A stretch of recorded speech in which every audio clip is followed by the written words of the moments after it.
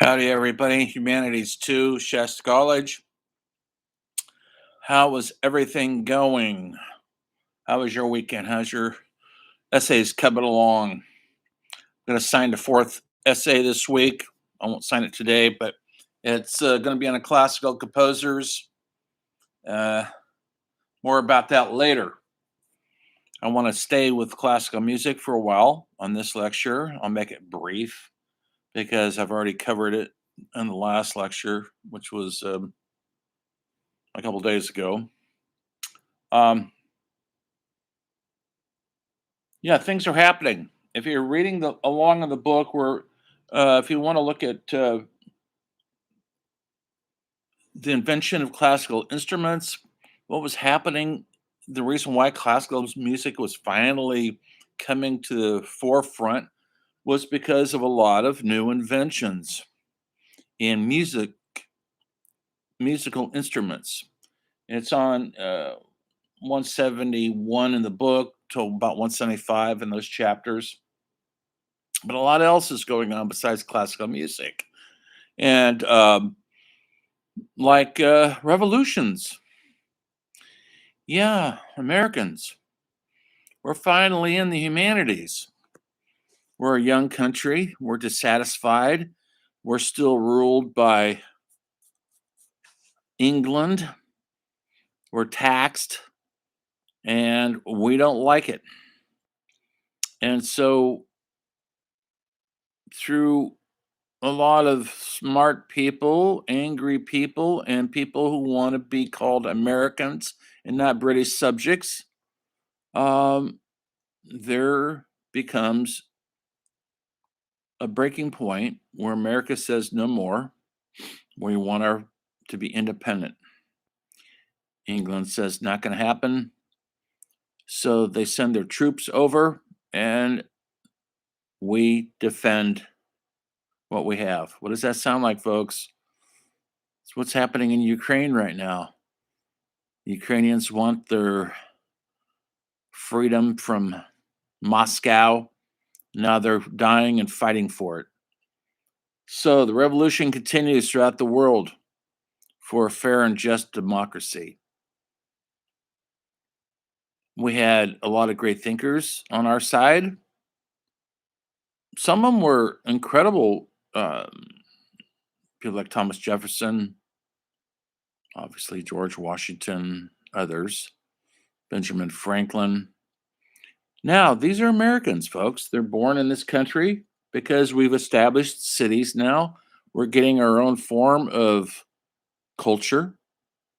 We're still not producing classical painters yet or composers, but we are gathering up our creative endeavors for the next century, for sure, after the revolution.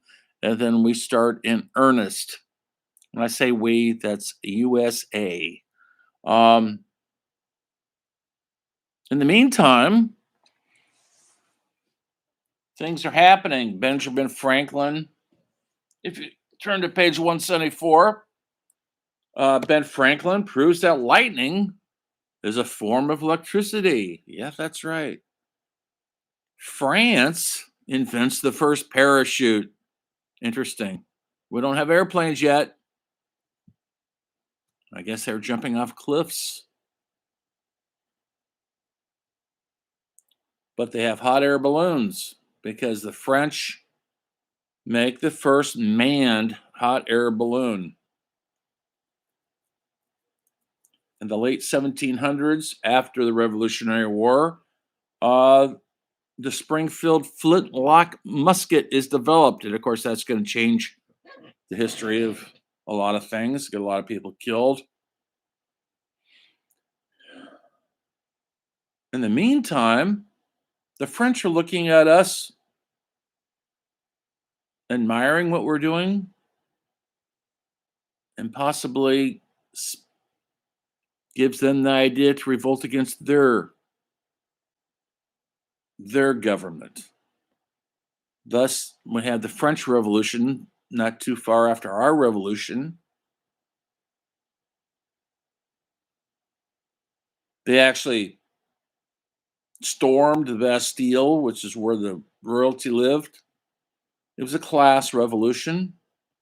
The people, the poor people who in the middle class, if you call it that, were fed up of working so hard, paying all the taxes as the rich party, and they didn't want it anymore. So, a couple years after our revolution, they revolted. It was just a little different. They had what they call a reign of terror. Doesn't that sound good? Just kidding, folks. It wasn't good. They took a lot of rich people, pulled them out of their homes, and chopped their heads off. The guillotine. They killed a lot of people for payback. They were the angry masses. In the meantime, Napoleon, who was a national hero, he's essentially the French version of George Washington, was starting his big sweep across elements of Europe. When you go to France, if you ever do get a chance, you'll see that Napoleon is a national hero there. In our history books, sometimes we portray him as a land hungry, um, power hungry, small man trying to grab up everything. France sees it a little bit different. He fought for them and for their place in the world. And when you go to France, you'll see his image and you'll see the history of the revolution is very, very highly thought of there as a positive thing, although a lot of people died. Even the people who were part of the revolution were executed. They executed a lot of people, folks. They executed their king, pulled him right out of the palace, lopped their heads off. So, revolution was in the air. Politics, it wasn't the age old politics where the reigning aristocrats held it over the regular people. The regular people had had enough. So we have this going on in the background. All these changes were happening to our literature, to our painters, and to the classical composers. Your paper will be on a classical composer. I'll sign it in a day or so, and it's going to be on composer Mozart or Beethoven, which were composing in this era. Mozart was earlier than Beethoven, and they changed everything.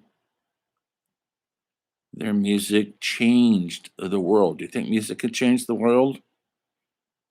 People always say that.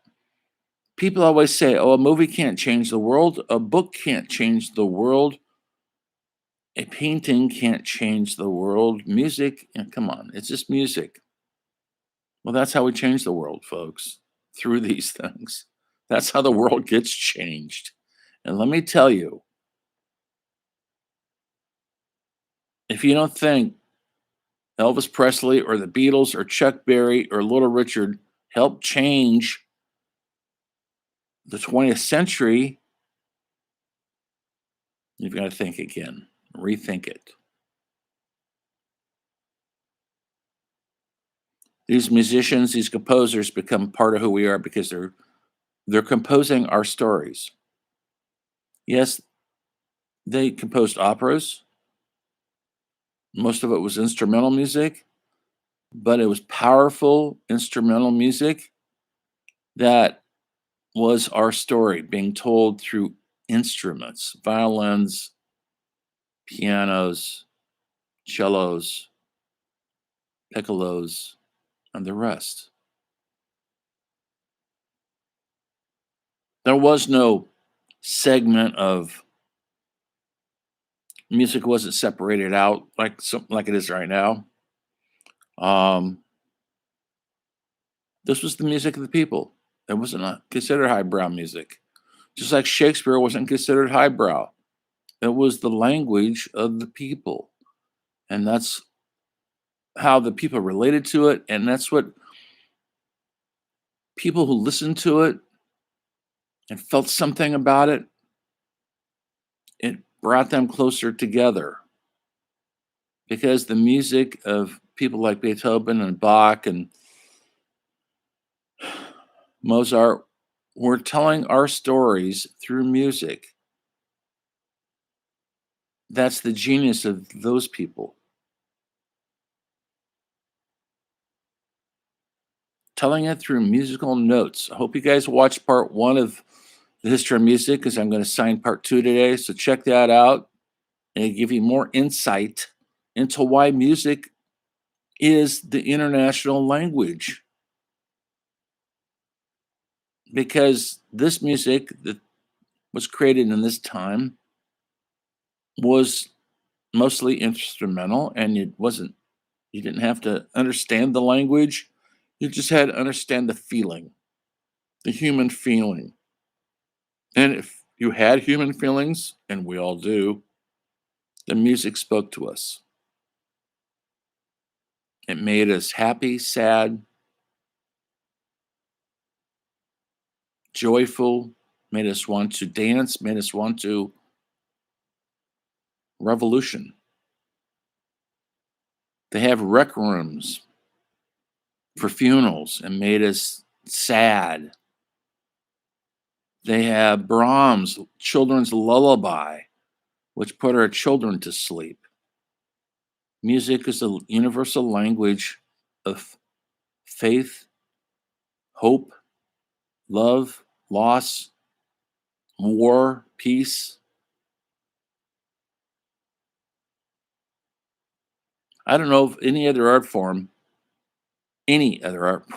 that accomplishes that. Maybe you know something. Spot it out in the discussion if you want. So, check out page 200 to 206 in the book. We're jumping around now because we have no time to read this entire book. I hope you guys have the book by now. If not, your loss. And that covers Mozart and Beethoven, but also I'll be assigning the documentaries for you to look at for you to base your paper on. I'll talk about the paper probably another time, but you know what I expect. I hope by now you're on your third essay. You're finishing your third essay. This will be your fourth essay. We've got a few more to go. And there will probably be a quiz later, and there will be your journal reflection. Hope you guys are keeping up on those. Um, if I haven't printed a sample of a journal, I will print one up and put it on announcements. You'll see what it looks like. It's an entry for every week class we've taken. This class started a month late, so we've only been in this class a short amount of time. What do we start? February, Valentine's Day, I think, a month ago. So we're a month in, but we're a month behind. So we can't cover everything that we normally could in 17 weeks because we only have 12 weeks, I think, because we have a spring break in a couple weeks, which will take some time out. So this week, check out the documentary History of Music Part 2. I will be posting the paper assignment probably tomorrow and a couple documentaries for you to watch and base your papers on those. The critical analysis of these people's lives, why they mattered. And it's the art that makes them matter. That's the big key to these assignments. It's not where they were born or who they married and when they died. Yes, those are basic bio Wikipedia facts that you could put in there. I don't care. But I want you to get to the root of why did Mozart matter? Why did Beethoven matter? And that's 3 pages at least. Go as many as you want, but 5 pages at the most. I never grade down for too many papers. I do grade, take some points off. It's not, if it doesn't come up to 3 pages. And remember, it's not your opinion once again. It's not, I don't like this music. I think it's good. I think it's great. Well, that's good. Explain why you think it's great. And it's not just your personal opinion because you think it's great because it's great or why. Keep breaking it down to why. Why does the music speak to us? What's it doing? What's the story it's telling us? How's it making us feel? Sad, angry, happy? What's it doing? And try to understand why it's doing it. Not just how, because you don't need to be music measures to, you don't need to know what the chord structures and the notes are doing, but you know what they're feeling. You can hear it. Perhaps you'll listen to some of this. Download some Mozart, download some Beethoven, listen to it to try to understand it more. And remember, there's no right or wrong. I'm not at you're not. This is not a test where you go. You've got that wrong. You've got that right. I just want you to be thinking like the wonderful critical people you are.